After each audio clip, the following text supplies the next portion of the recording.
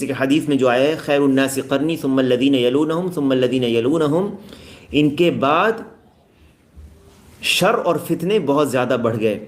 وظہرت البدع وحدث الشرک، بدعتیں ظاہر ہونے لگی اور شرک واقع ہونے لگا، شرک ہونے لگا لوگوں میں، یہ امت میں شرک ہونے لگا. وحدث الشرک فی الامہ وبنیت الاضرحۃ علی القبور، یہاں تک کہ قبروں پر مزارات بننے لگے.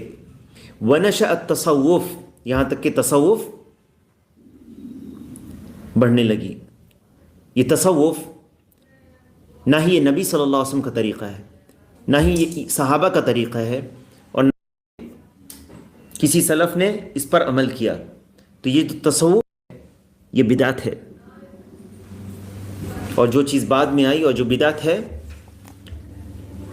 کل بدعت ضلالہ، ہر بدعت گمراہی ہے.